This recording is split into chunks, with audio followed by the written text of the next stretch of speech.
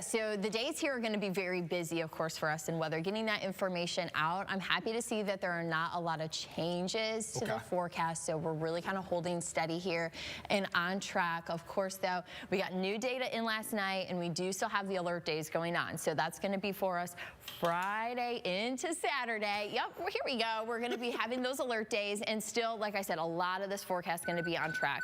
We do have still those wind gusts forecasted to be in that 50-mile-per-hour range, if not a touch higher. We're also going to then, because of the wind gusts, have some blowing snow. That's going to make for tricky travel, low visibilities. Also with the wind gusts, monitoring for those power outages. So keep that in mind. And then that means that that frigid cold is going to come into play, and that could be troublesome. Having alternative heat sources, maybe getting gas today for the generator.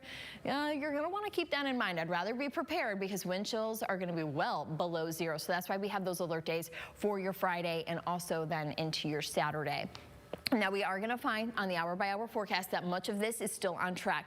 So as we head through the day today, you are going to find that rain chances pick up around dinner time and even through this evening. That's when we're going to just be working with rainfall. But then when that Arctic front pushes through, you're going to find that to move through just after midnight. So if you're going to be doing any driving around 10, even towards 11 p.m. tonight, should be okay. But then after midnight, that's when you got to watch for conditions because they are going to quickly deteriorate, and that's when we are going to find tricky travel even before sunrise tomorrow morning. That's when we're also going to see a good burst of snow Friday morning, and then that's going to allow for, once those winds to pick up, those visibilities to be reduced. So we still will be monitoring for those snow chances even as we head through the rest of our Friday, but it's really the winds that are going to peak Friday afternoon. So the snow, not the main headline of the system, it's going to be the wind, and the winds will still be here playing with some snowflakes as we head through Christmas Eve.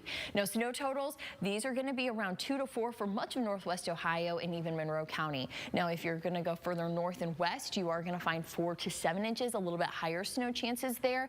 But really the main takeaway is the winds playing with the snowfall that we pick up. Plus, it's going to just be hard to measure when that snow's blowing halfway across the field, the street, and even the neighborhood. So just keep that in mind because wind gusts are really going to pick up even tomorrow morning to be in the upper 30s. And then we take those winds even by lunchtime, knocking on the door to 50-mile-per-hour winds and then holding there steady for the afternoon and evening.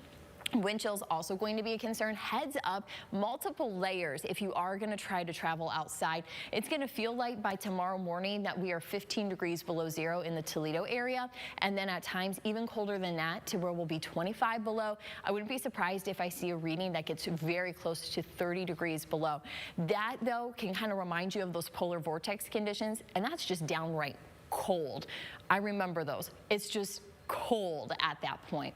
But highs today are actually going to be at 40 degrees because we have that warm up to get us to that rainfall. So we'll have that storm that moves in later on tonight, and then we have once again those alert days Friday, Saturday, the snow, the winds, the frigid temperatures. High is going to be in the single digits to the teens. Sunday, still the cold air locked into place, but you'll find here on the rest of the forecast, well, thankfully we can catch our breath. Temperatures warming to where even as we head a little bit closer to the end of 2022, talking rainfall and temperatures, even that warm up well into the 40s. So we'll be keeping an eye on that forecast to wrap up the new year, to wrap up the old year and head into the new year. I'm getting my years messed up in this storm. You got it. I got too much data in there. Right. I understand. So 40s to single digits and then trending back up. It's a lot happening. Yeah, we're lining up for the roller coaster ride, but let's just buckle up. We got this. We got it. Well.